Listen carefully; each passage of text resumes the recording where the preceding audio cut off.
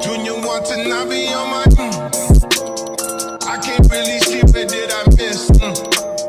Ex-strippers.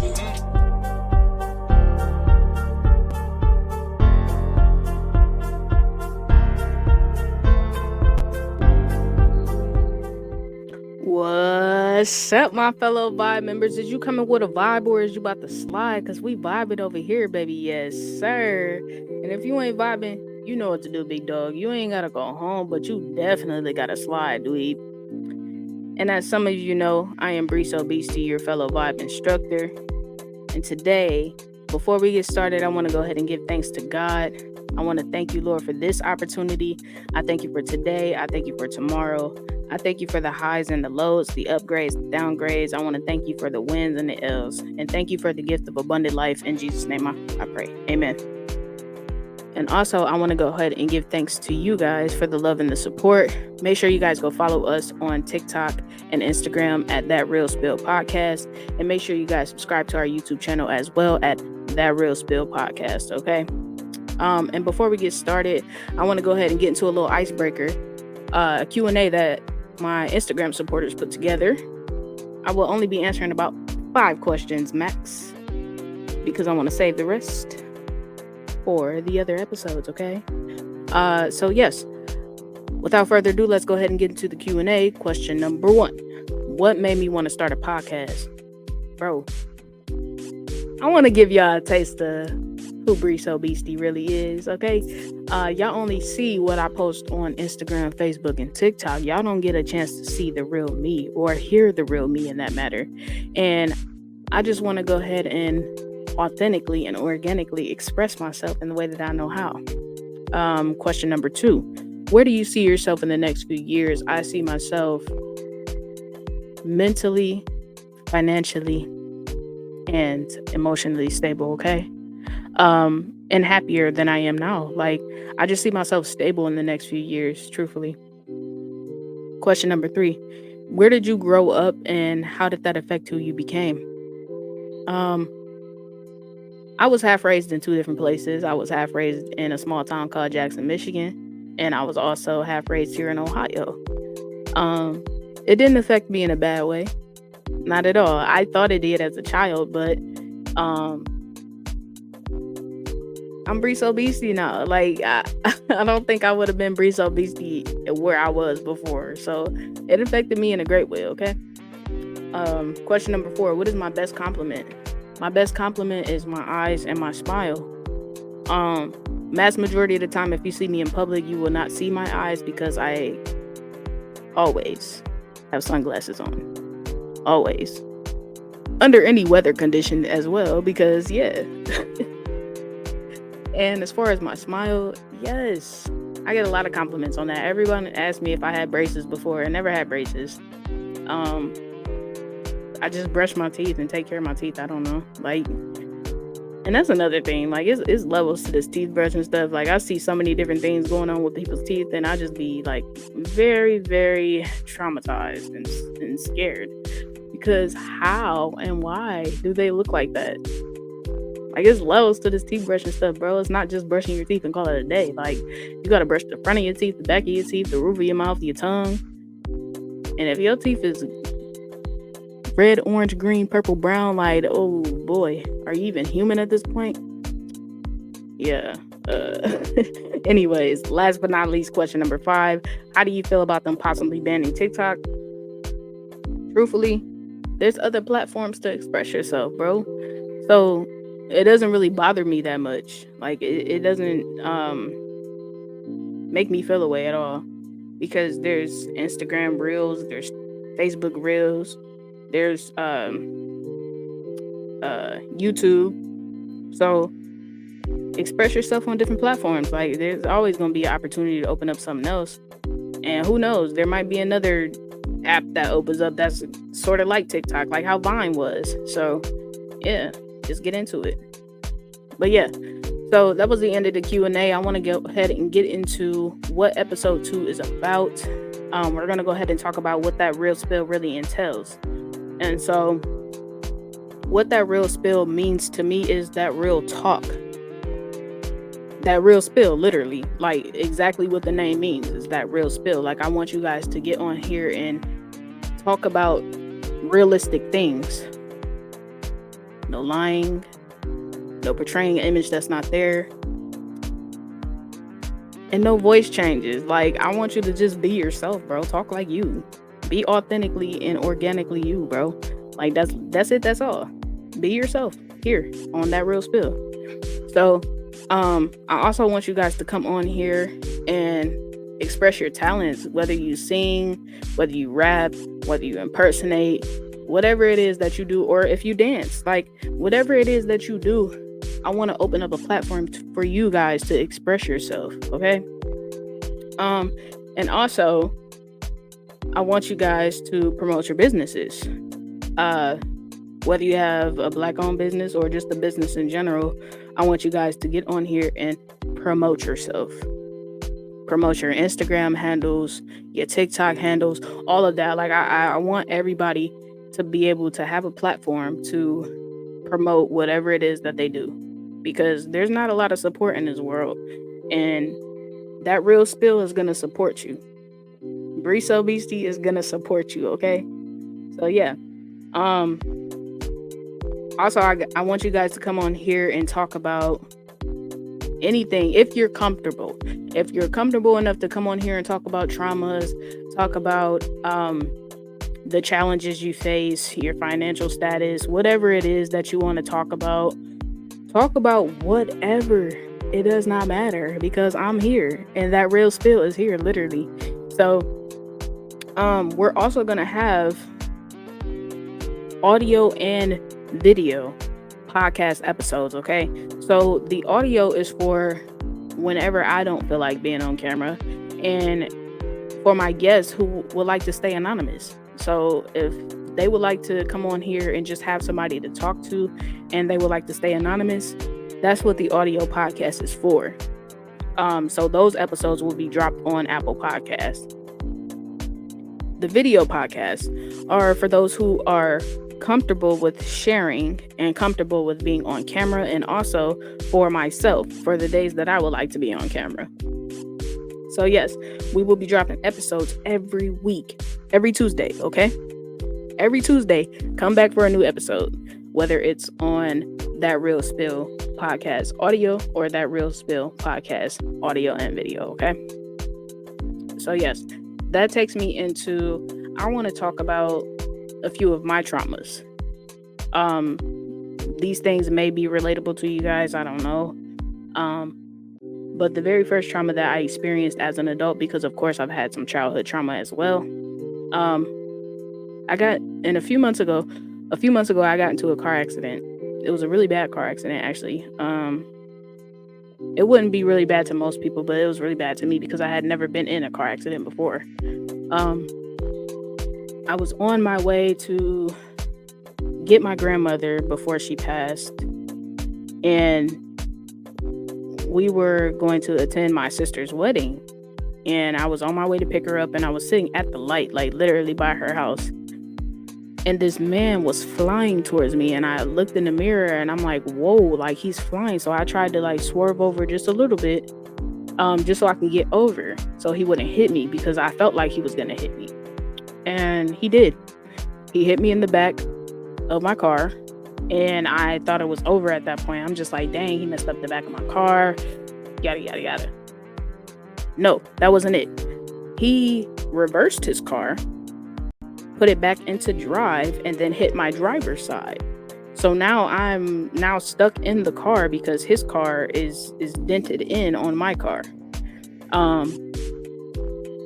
So I'm just thinking, like, I could have gotten out on the passenger side, etc., but I was in shock because I had never been in a car accident before. So I literally just sat there, and I was on the phone with my older sister, and I'm like, oh my God, he just hit me. What is he doing? So she lived down the street, and she came flying down the street to my rescue, which I was very thankful for, because whoa, yeah.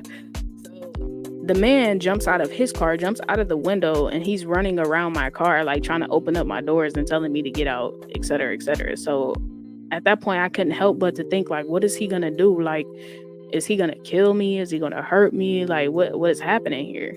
But all in all, he was definitely under the influence.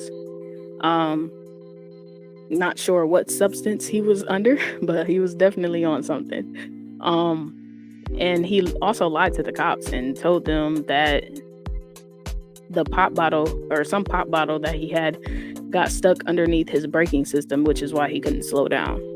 And so when I got out of the car, I'm like, is that the pop bottle that you're referring to? And then he said, yes. I'm like, there's nothing wrong with it. Like, it looked like he literally just bought it out of the store because we were right by an AutoZone.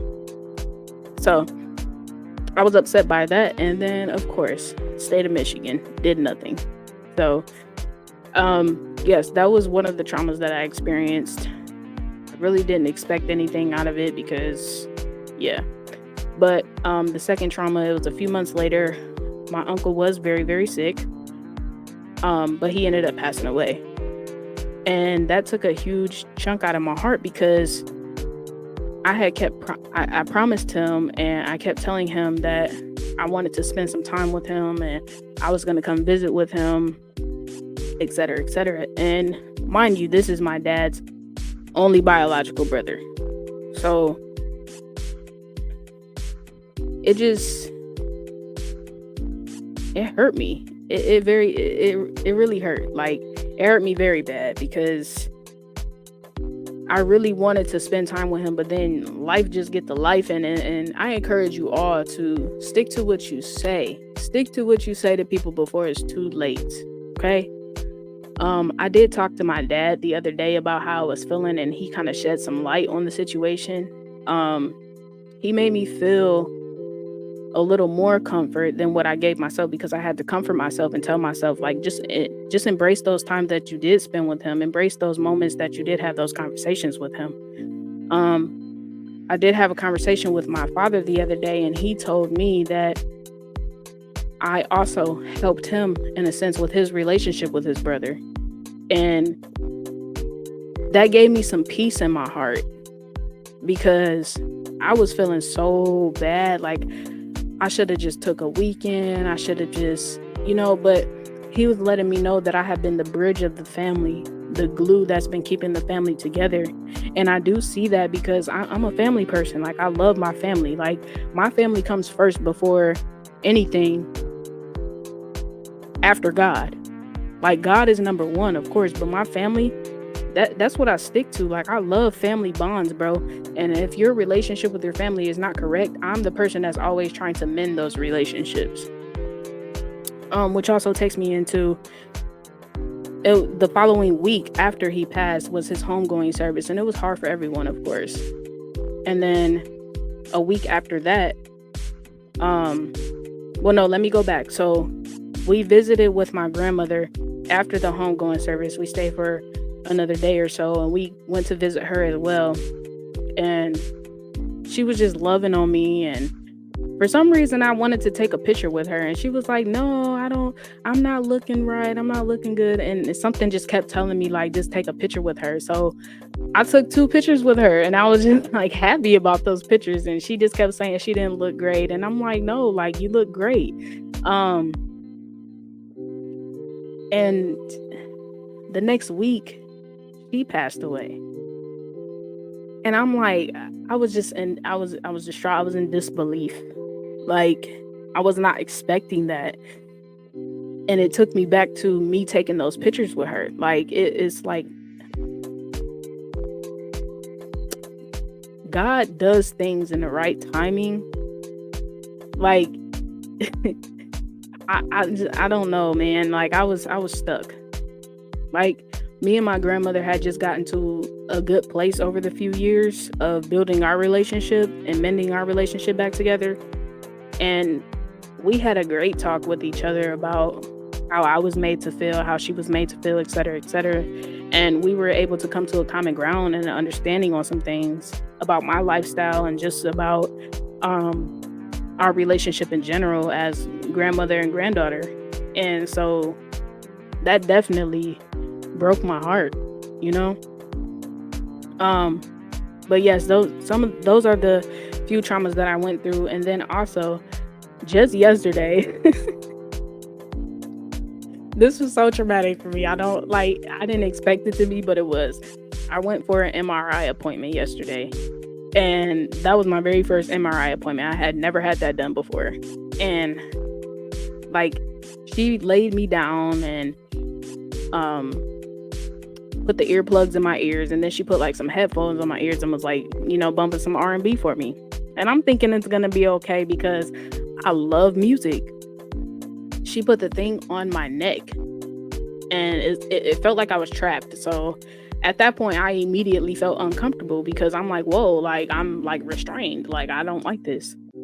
So she finally was like, okay, I'm gonna, put you into the machine now. So I'm like, okay, whatever.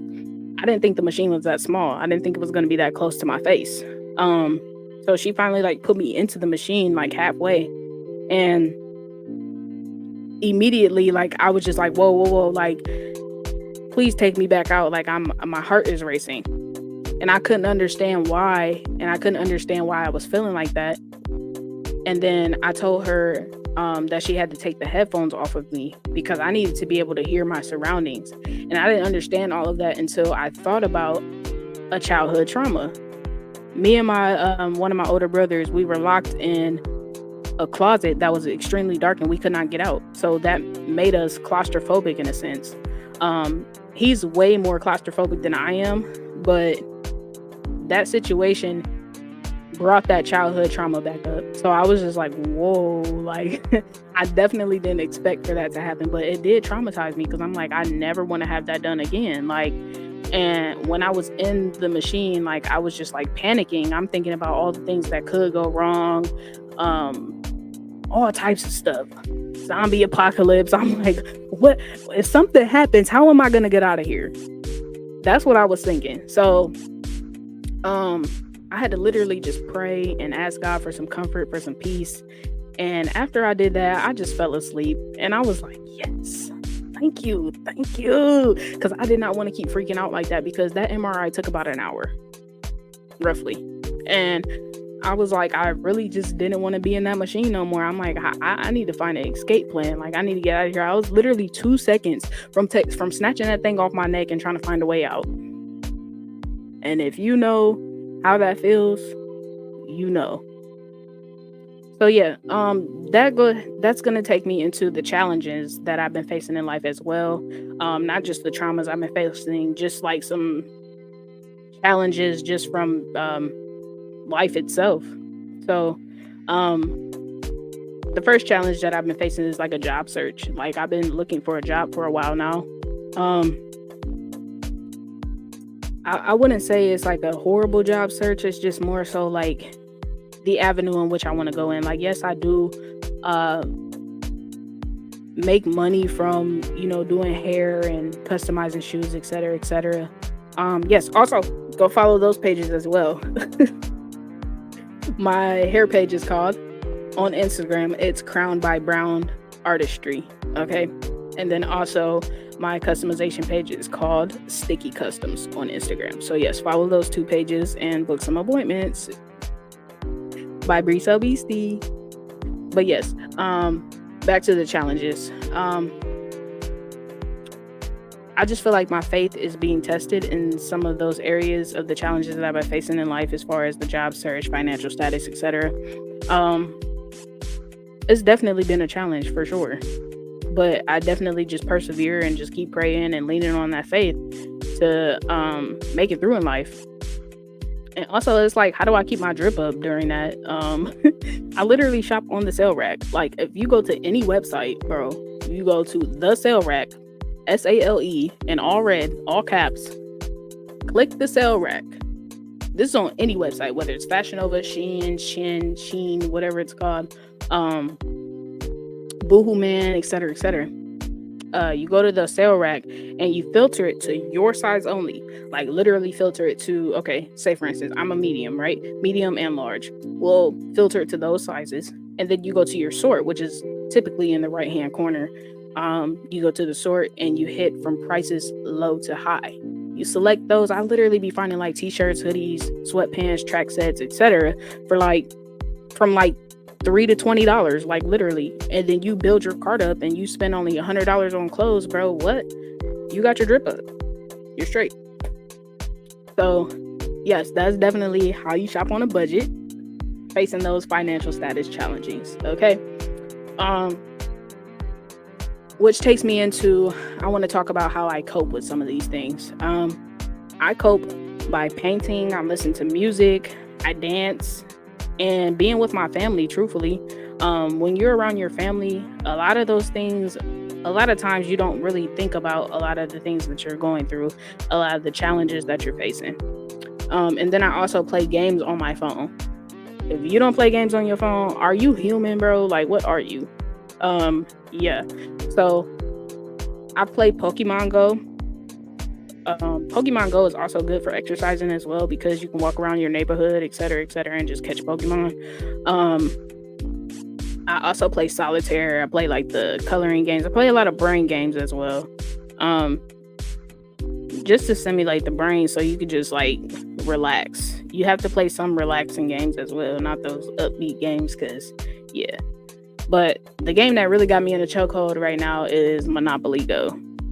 If you don't know about Monopoly Go, you better get hip, baby, because yeah, Monopoly Go have you feeling like you winning all the time. Straight W's, no L's. Outside of going to jail on that game, when you go to jail on that game, it just make you feel like dang. And then when you run out of dice too, so those are the only L's in that game. Otherwise, it's wins, straight W's. But yeah, that's the end of the episode. I want to go ahead and thank you all for tuning in, and come back next week for another episode on That Real Spill. And make sure you guys follow us on Instagram and TikTok at That Real Spill Podcast, and also subscribe to our YouTube channel at That Real Spill Podcast. And remember, if you ain't vibing, you know what to do, big dog. You ain't got to go home, but you definitely got to slide, dude. Breeso Beastie, checking out. Bye.